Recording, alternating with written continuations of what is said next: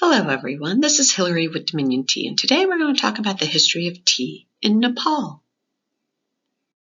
So for most Americans, Nepalese history doesn't even make it, and the country of Nepal is barely even mentioned in our world geography classes in school. So let's talk a little bit about the history of the country before we talk about the tea industry so you can put it into context. So Nepal's been around for a very long time. The region has had various tribes and civilizations dating back a very long time, especially into the Bronze Age, when one of the largest civilizations actually was alive and thriving in the Nepalese region. So Nepal itself has been ruled by various monarchies for the bulk of its history. It became and dissolved those monarchies in 2008 when it became a federal republic. Which it remains through today. So at one point in time in Nepalese history, the Chinese had control of the territory. The King dynasty treated Nepal as a tribute state, meaning they kind of paid the king some money to keep him from invading for a period of time in its history.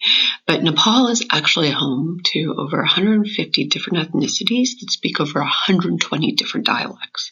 So it is a very multicultural region. The mountains keep those ethnicities kind of distinct. And it has its pros and its cons because it has slowed development of the country because the communication is not necessarily unified. So let's talk about some important dates in the tea history of Nepal. So based on the records, the King of Nepal received some tea seeds somewhere in the 1860s, of course, from the Emperor of China. The first tea estate is established on the eastern edge of Nepal, and then it goes dormant. It doesn't really expand into a commercial industry over the next 100 years. What's going on in that 100 years? Not much. So you've got a mountainous region. You've got a large number of dialects and diversity, not an easy way to connect everyone, and not an easy way to establish commercial agriculture in the country. In the 1960s, what do we have here? So we are in the post-World War II area. You have the United States reaching out internationally.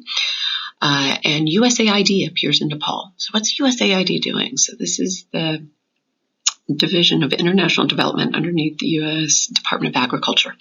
And they're reaching out internationally, helping countries look at their agricultural centers.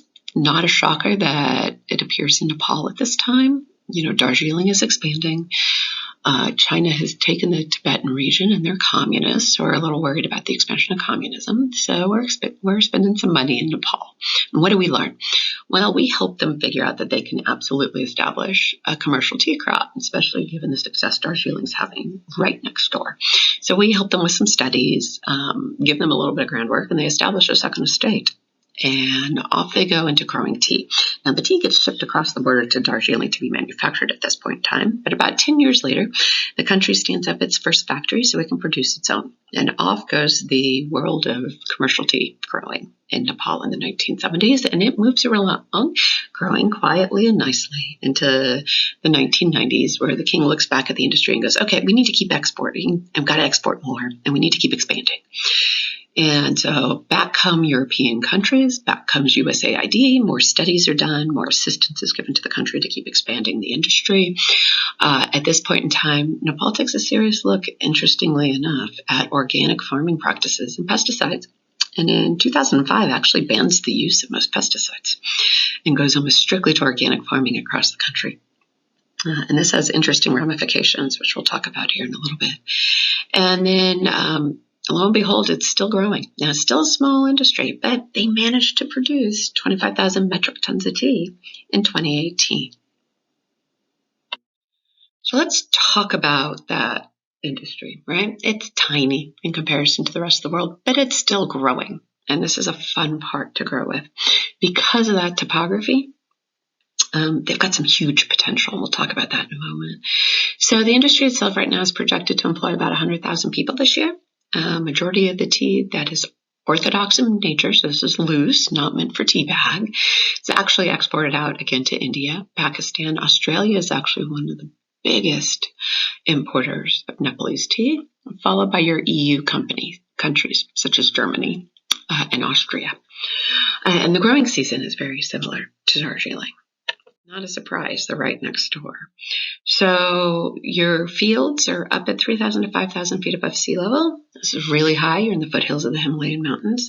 They've got prime agricultural soil. What does that mean? It is lush in nutrients. So they're able to produce out absolutely beautiful product without necessarily having to undergo the fertilization that has to be done in many countries where the soil has been lost to erosion, to just over farming.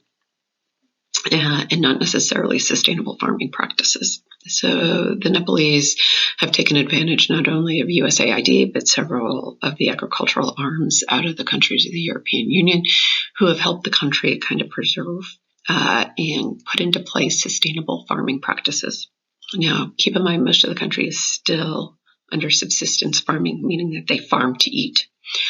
As opposed to a commercial crop. Tea and coffee are some of its first commercial crops that it is venturing into. The country is broken up into 5 districts for agricultural purposes.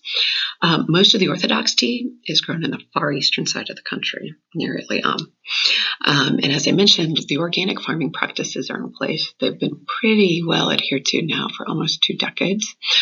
Within the industry, what that helps to do is not only ensure that the flavor comes through very well, but that they meet the requirements in order to be able to be exporting into the European Union, which is a very lucrative market for them. So what are the tea customs in Nepal?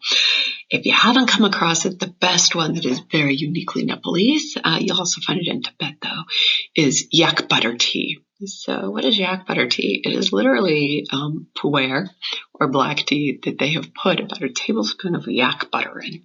So why did you put yak butter into tea?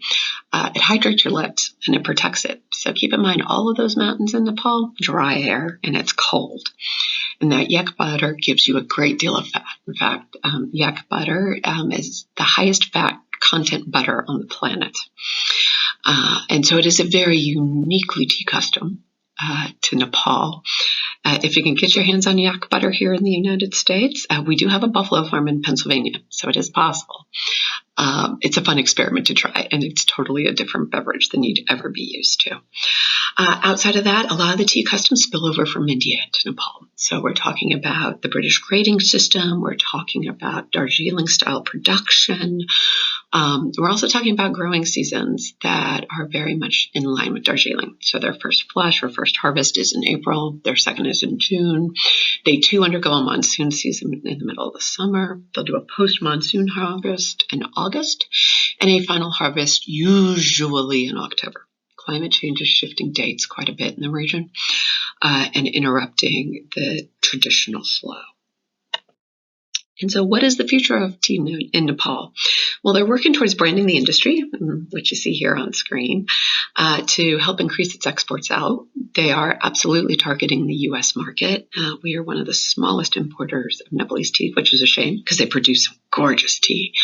But they are investing quite a lot into the industry.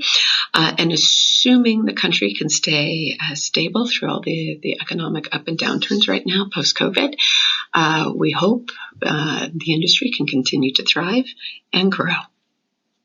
We hope you enjoyed learning more about tea with us. Hit the subscribe button so that you can be notified when we add more videos to our channel. And check out the highlighted videos to learn even more about tea. And last but not least, you can check out all of the teas we talk about in our videos at dominiontea.com.